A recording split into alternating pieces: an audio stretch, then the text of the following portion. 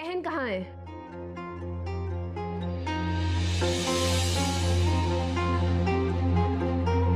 बेटा यही तो मैं कल रात से तुम्हें फोन करके पूछ रही हूँ कि मेरी बेटी जैसी बहू कहाँ है।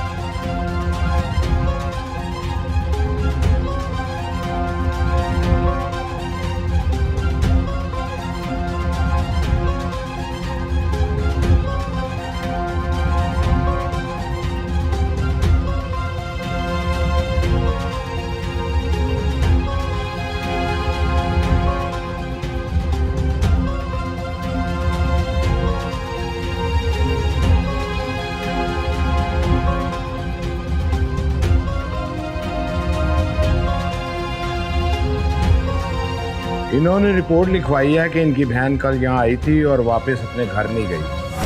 आपके कहने का मतलब ये है कि हमने उसे अगवा किया है? रिपोर्ट में तो यही लिखा है। लो कर लो बात, भलाई को तो जमाना ही नहीं है। भला हम अपनी बेटी जैसी बहू को क्यों अगवा करेंगे, जबकि उसका किरदार भी ठीक नहीं था। खबरदार जो आपने मेरी बहन के किरदार पर कीचड़ उछालने की कोशिश की। बेटा मैं कहाँ इल्जाम लगा रही हूँ उस पर, वो तो इंस्पेक्टर साहब ने उस दिन निशानदेही की थी कि किसी लकी से ताल्लुक है उसका, लेकिन हमने तो फिर भी कुछ नहीं कहा। तो और क्या, इतना सब कुछ होने के बावजूद अम्मा उसके लिए परेशान रही हैं और 2 बार उन्होंने तुम्हें फोन करके पता भी किया। अगर आपको फिर भी यकीन नहीं है तो घर की तलाशी ले लें। तलाशी लो सारे घर की।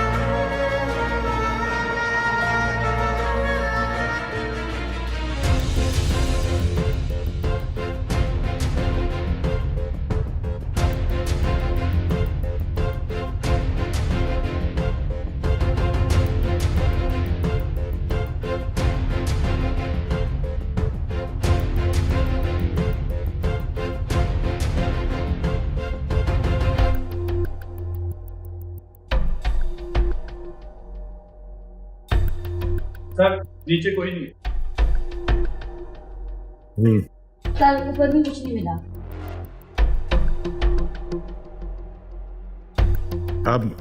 अब क्या करना है? अगर वो यहाँ पर भी नहीं है तो फिर कहाँ जा सकती है? ये तो आप बताएंगी ना। बड़ी भोली है ये मेरी बेटी। पुलिस को लकी के घर ले जाने की बजाय हमारे घर ले आई। एक नजर उधर लकी के घर भी देख लो, हो सकता है मिल जाए मेरी बेटी। इंस्पेक्टर साहब, अब तो मेरी बहू मेरे पोते की मां बनने वाली है। मुझे तो बहुत ज्यादा फिक्र हो रही है उसकी। चलें।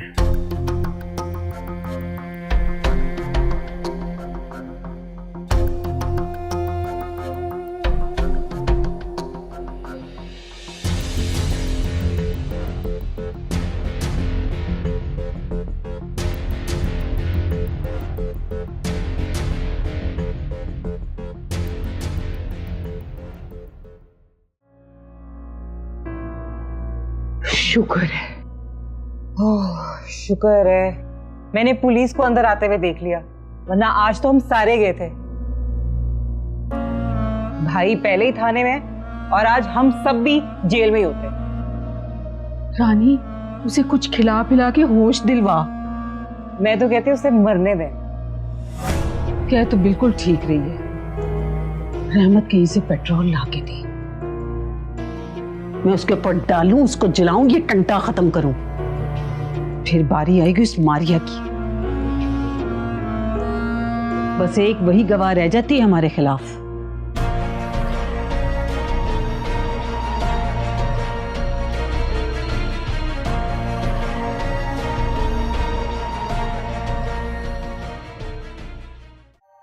अब पुलिस को वहां ले जाने का कोई फायदा हुआ है? ये फरीशा तो वहां है ही नहीं। मैं तो हैरान हूँ मॉम, इतनी केयरलेसनेस। आजकल की औलाद तो ऐसे ही बिना बताए चली जाती है।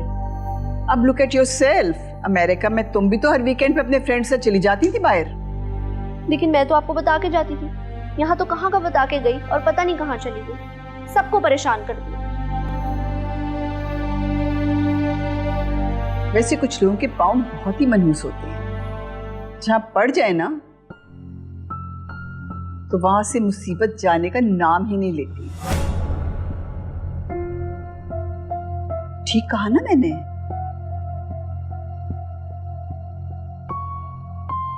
जी सही कह रही हूँ। वैसे भी मॉम कभी गलत बात नहीं करती, बिल्कुल स्ट्रेट फॉरवर्ड, मुंह पर। मैं भी यही सोच रही हूँ कि 3 दिन से तो फरीशा मेरे साथ थी और कल आप आई हैं।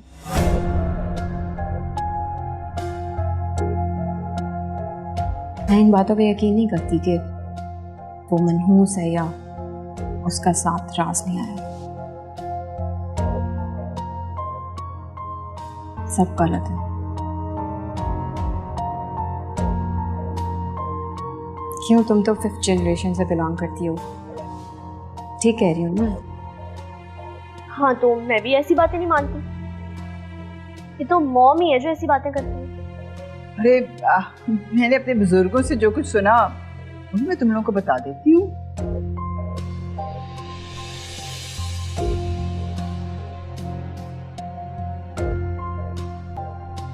देखो मॉम, बच्ची मुस्कुरा रही है।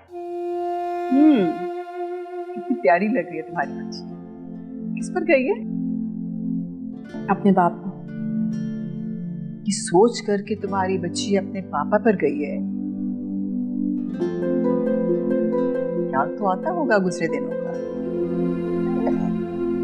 सोचना छोड़ दिया मैंने। दिमाग से कभी भी सोच निकलती नहीं है, बस नहीं आने वाली सोच के नीचे दब जाती है। लेकिन कभी कभी फिर जोर लगाकर वो उभर भी तो आती है ना। अब मुझे देख लो, अभी तक अपने मरहूम शौहर का सोचती हूँ। इसका बाप तो फिर जिंदा है। सोच तो आती है, तू छुपाती है। है ना? नहीं, वैसे मुझे बहुत दुख हो रहा है ये सब बातें सुन के। आपकी भांजी का पता नहीं चल रहा और आप ये सब बातें कर रहे हैं।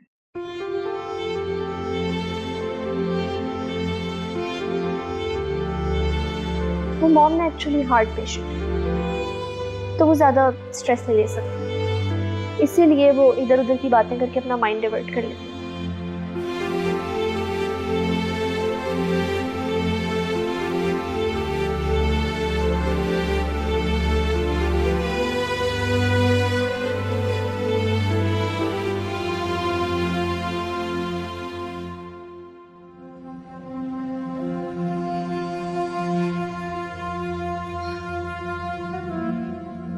जो आज तक नहीं हुआ वो आज हो गया। इतना कुछ किया हमने, लेकिन मजाल है पुलिस ने कभी हमारे घर का रास्ता देखा हो। मेरा स्यापा शुरू हो गया है भाभी। पुलिस जब किसी के घर का दरवाजा देख लेना तो तब तक आती रहती है जब तक उस घर से किसी को साथ ना ले जाए। मेरे भाई को ले तो गई है, अब और किसको लेकर जाना है? क्राइम तो हमने शुरू कर दिया है, अब जिस पे इल्जाम आएगा वही जाएगा साथ। अगर ऐसी नौबत आई तो तुम चली जाना ना जन्नत। तुम्हारे लिए कौन सी नई बात है जी? हाँ बहू, आप हमारे लिए इतना तो कर ही सकती हैं। बेटा, अब तुम लोगों की बारी है, बुजुर्गों की खिदमत करो। ऐसे मुझे एक बात की समझ नहीं आई। जब एक दो बार मैंने फोन करके अपनी परेशानी जाहिर कर ही दी थी उस पर, तो फिर फलीहा पुलिस लेके हमारे घर क्यों आई? मैं तो कहता हूँ इस अजाब से जान छुड़ा लो नुज़रत। नहीं रहमत, नहीं। जब तक मेरे बेटे पर जुल्म हो रहा है ना, उसकी जिंदगी में भी सुकून नहीं रहने दूंगी मैं।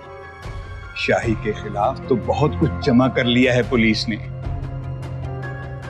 और उसे यही रिहा करवा सकती है। उसे हमने कैद कर लिया। बताएगी ना ये कि वो कौन सा सबूत है जिसे दिखाकर वो शाही को रिहा करवाएगी। हो सकता है वो झूठ बोल रही हो, उसके पास कोई सबूत हो ही ना।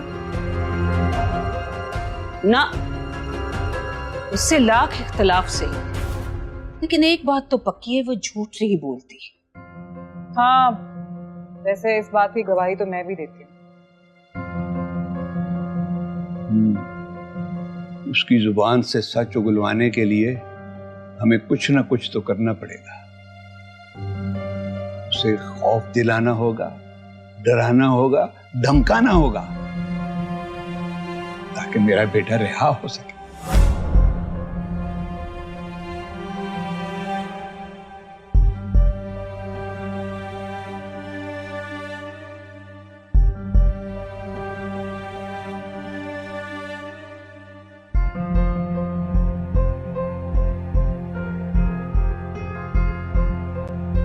लगता है तुम्हारी नफरत को मेरी मोहब्बत पर यकीन नहीं आया, इसलिए अब मुझे लगता है इस लाश को ढूंढते ढूंढते ये लोग मुझे लाश बना देंगे। किस लाश की बात कर रहे हो तुम? वो लाश जो फांसी के फंदे पे लटक गई तुम्हारी मोहब्बत में?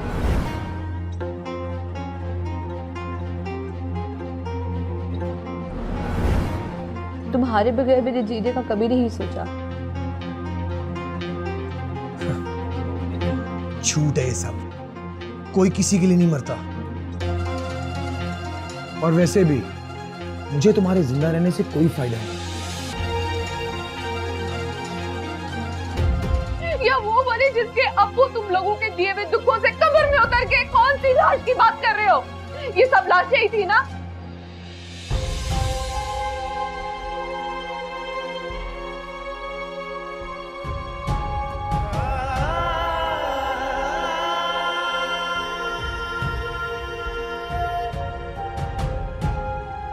आज एक और जिंदगी बेजान लाश बन गई। मर गई उसकी माँ जिसे तुम दुखों के सहारे छोड़ आए थे। आपने ये सोच भी कैसे लिया कि मेरे जीते जी इसकी जिंदगी में कोई दुख भी आएगा कभी। ये जो तुम दावा कर रहे हो ना, मुझे डर है दुख न बन जाए। वादा रहा सिर्फ 1 साल, उसके बाद आप खुद कहेंगे दामाद हो शासमान जैसा। मर गई वो, मर गई वो। अपनी माँ के दुख में जिंदा लाश बनकर बैठी है। वो अपनी माँ के लिए रो रही है और उसकी बेटी अपनी माँ के लिए।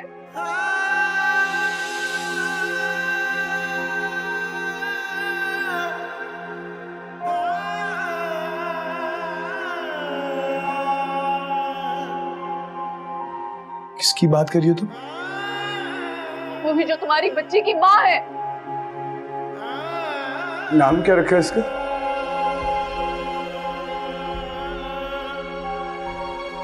अंसा। अंसा? अंसा शाहजमान।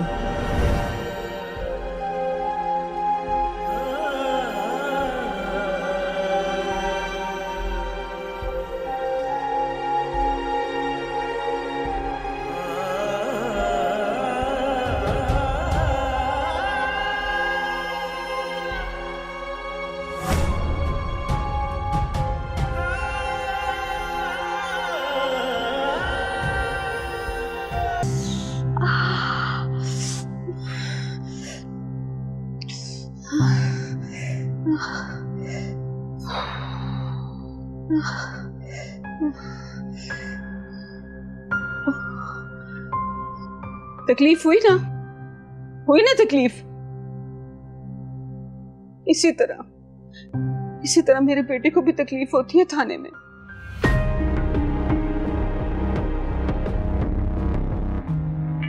पता है तुझे, उसको खाना खिलाते हैं फिर उसको सोने नहीं देते।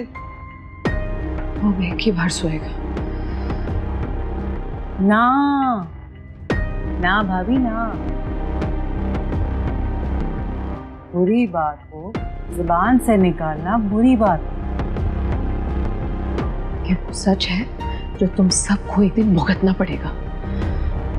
फिर वही बात, एक दूसरे को बद्दुआएं देकर, एक दूसरे का बुरा सोचकर हम जी सकेंगे क्या? मैं जीऊंगी क्योंकि मैं किसी का बुरा नहीं सोच रही हूं।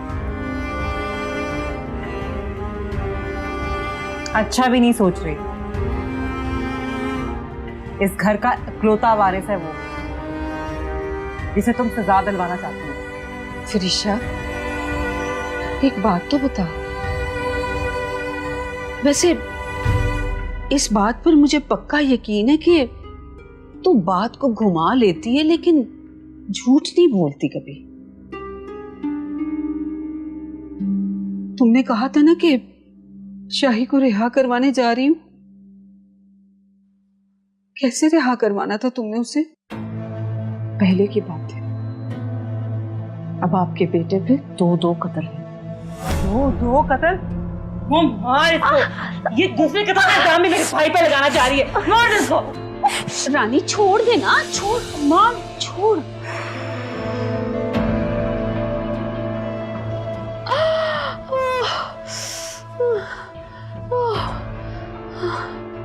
छोड़ दे, प्यार से मान जाएगी। आखिर बेटी बनाया है, सुहागन है ये इस घर की। और फिर एक दिन इस घर के वारिस की माँ भी बनेगी ये। माँ, मैं जानती हूँ बेटा, जानती हूँ तुम अब ये कहोगी ना कि ये बच्चा हमारा नहीं है, लेकिन देख रानी, मुझे ना तेरे इस इल्जाम पर यकीन नहीं है, बिल्कुल भी नहीं।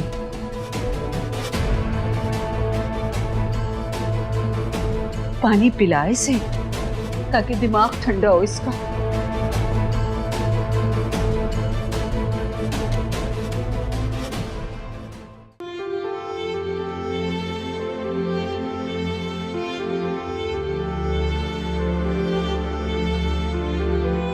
पता नहीं मेरी बहन कहाँ चली गई है। से हमारे खानदान की तो किसी के साथ कोई दुश्मनी भी नहीं है कि एक लम्हे के लिए भी बंदा सोचे कि शायद हमारी बच्ची किडनैप हो गई हो। ये भी तो हो सकता है कि वकालत में किसी को सजा दिलवाई हो और उसके घर वालों ने।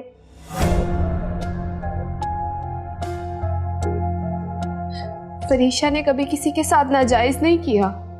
जायज करने वाले ही तो नाजायज फंसते हैं।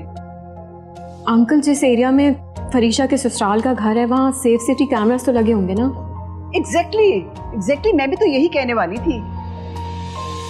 लेकिन इससे पता चल जाएगा कि फरीशा वहां से निकल के किस तरफ गई है। सही कहा ना मैंने? और फिर वो जो रेंटल गाड़ियों वाली कंपनी है वो? यस, उनका रिकॉर्ड चेक करवाएं। सबसे पहले यही काम किया था। फरीशा के नंबर से कोई गाड़ी बुक नहीं हुई। उसके नंबर से कैसे बुक होगी? वो तो कल से ही बंद है ना। अंकल, ये तो पता चल सकता है ना कि फरीशा का नंबर कहाँ बंद हुआ है? हाँ, ये पता कर लेते हैं। यस, मैं बात कर रही हूँ। हाँ तो तुम करो बात। मेरे तो बस वैसे ही माइंड में आई थी तो मैंने सोचा मैं भी कर देती हूँ। माहीन, क्या ये बहस का वक्त है या किसी से बाजी लेने का? बेटे, मैं अभी पता करवाता हूँ कि फरीशा का मोबाइल किस जगह पे स्विच ऑफ हुआ।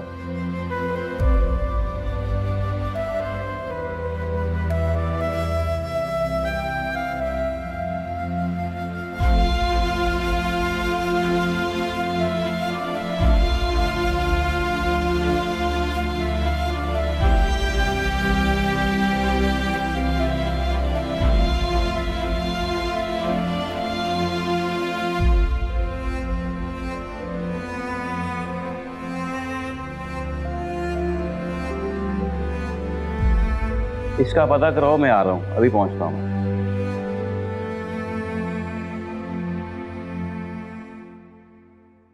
बेटे, हमें पुलिस स्टेशन जाना पड़ेगा अभी। अंकल, उनसे सेफ सिटी कैमरे का भी कहिएगा प्लीज। हाँ हाँ बेटा, अभी करते हैं। बेटे आओ, आप मेरे साथ चलें।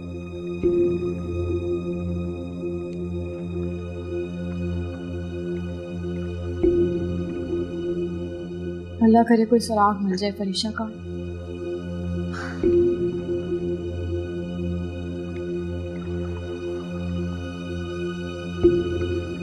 आमीन।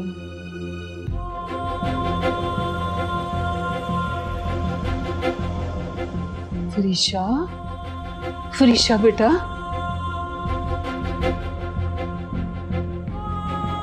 देख, अगर मेरा बेटा रिहा हो गया ना तो मैं तुझसे वादा करती हूँ, इस बच्चे की कसम खा के वादा करती हूँ कि मैं तुझे जाने दूंगी। कुछ नहीं कहेंगे हम तुझे। मुझे अपनी जान के जाने का कोई दुख नहीं होगा, लेकिन उन लोगों को मैं इंसाफ दिलवा कर ही रहूंगी। जब मेरे बेटे ने कत्ल ही नहीं किया तो सजा क्यों दिलवा रही है उसे?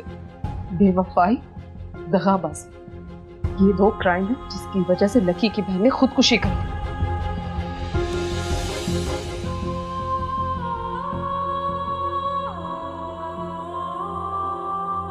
फिर माहिया की माँ, वो भी मर गई तुम लोगों की वजह से।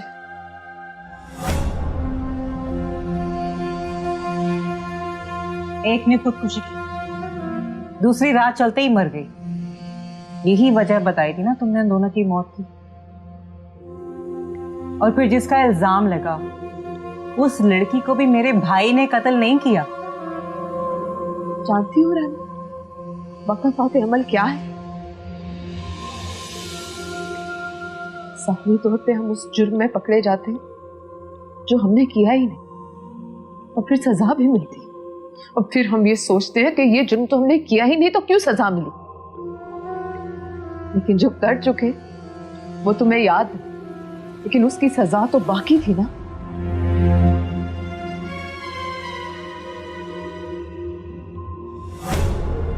तुम लोगों ने मुश्किल वक्त को बुला लिया और ये वक्त अब टलेगा नहीं। मुश्किल वक्त तो तुम पे है। गलतफहमी है तुम्हारी। उस लड़की की बददुआ आह बन के तुम लोगों को अपनी लपेट में ले चुकी है। इतना मुश्किल है तुम लोगों का।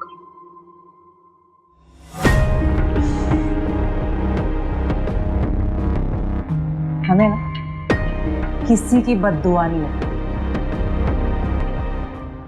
दुआ भी नहीं अब लगेगी तुम लोगों को।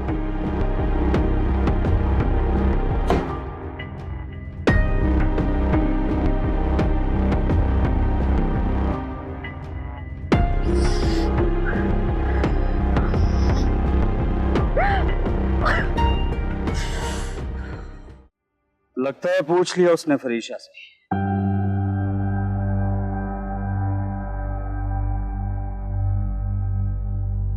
हेलो अकील, मैं आज ऑफिस नहीं आऊंगी। खैरियत है? खैरियत नहीं है, कल से फरीशा का कुछ पता नहीं लगा।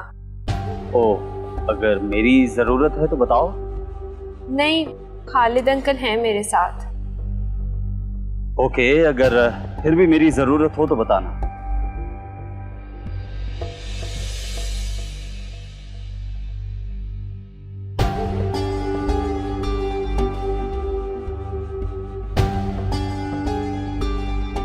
ये अकील असलम का बेटा था ना? जी। वहीद को मैं सारी जिंदगी समझाता रहा कि इन लोगों से बच के रहें, मगर उसने मेरी कभी बात नहीं मानी। अब बेटा, तुम्हारे लिए भी मेरा मशवरा यही है। आप बिल्कुल ठीक कह रहे हैं अंकल, लेकिन अकील अब बहुत बदल चुका है, बहुत मेहनत करता है, हमारी परेशानी में भी परेशान होता है। और अभी मैंने उसे फरीशा का बताया तो कह रहा था कि अगर मेरी ज़रूरत है तो मैं आऊँ। चलो, अगर ऐसा है तो अच्छी बात है।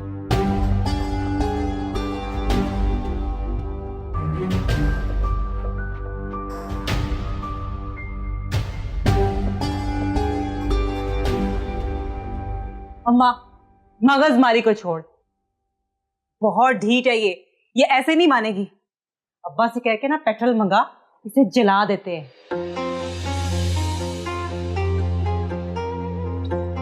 भाई को मैं कोई अच्छा सा वकील करके बचा लूंगी।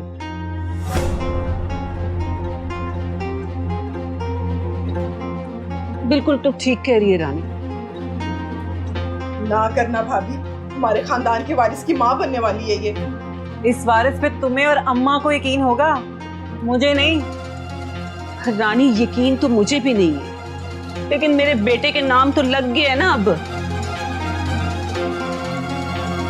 चले, मुझ पे यकीन नहीं, पर उस पे तो यकीन होगा ना। मुझे बेटी आपकी साहब का बहू की गोद में। वो भी तुम्हारी तरह ही थी बीबी, एक खाला का बेटा आता था उसको मिलने। जिस तरह तू जाती है उस लकी से मिलने।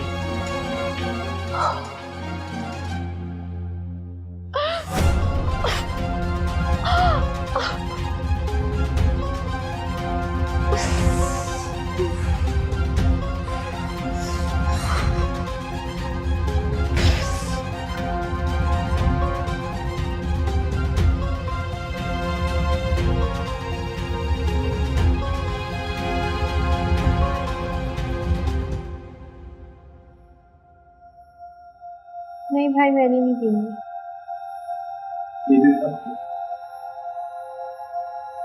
शकील को भेजो, वो किधर है? सर वो आपका ही काम कर रहे हैं।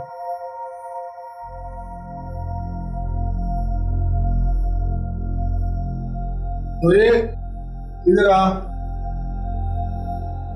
ये चाय क्यों लेके जा रहे हैं? पीनी चाय? सर वो मना कर दिया ना। तो क्यों खालिद साहब, चाय नहीं पीनी? शकील चाय नहीं पीनी, जो कहा था ना, जरा वो दिखाओ मुझे। हाँ जी मैं वही काम कर रहा था आपका।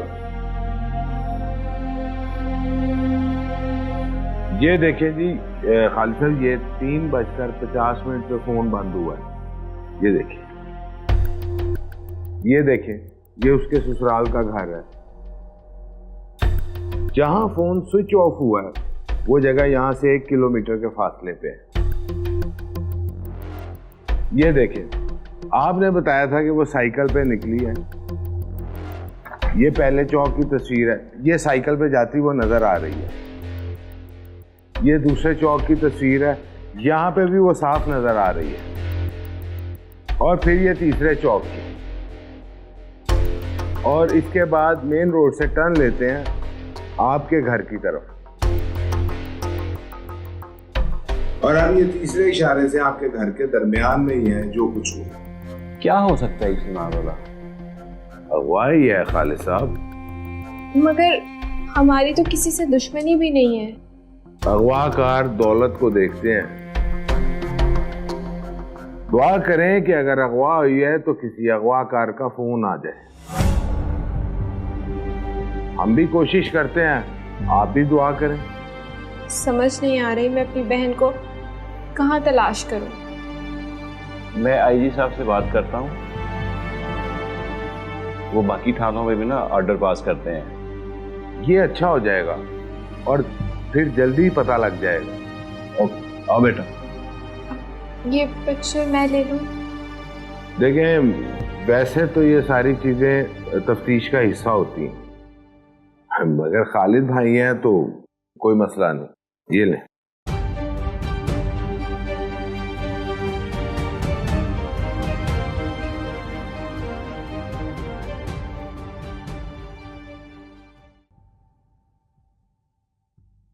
लगता है हमने गलती कर ली है। मुझे भी लगता है प्राजी, मुझे तो ये भी लगता है कि अब हमारे हिसाब के दिन शुरू हो गए हैं। हिसाब के दिन हमारे नहीं, उसके शुरू हुए हैं पुप्पो। उसके पेट में बच्चा है, ये ना समझना कि मैं उसकी तरफदारी कर रही हूँ। वैसे ही डिस्कशन है, हर पहलू पे सोचना चाहिए। सोच, अच्छी तरह सोच,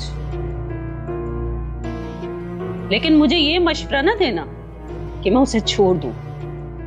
उसे कैद में रखना भी ठीक नहीं है। सुबह तक देख लेते हैं माँ। अगर उसने बता दिया कि वो कौन सा पॉइंट है जिससे भाई रिहा होगा, वरना फिर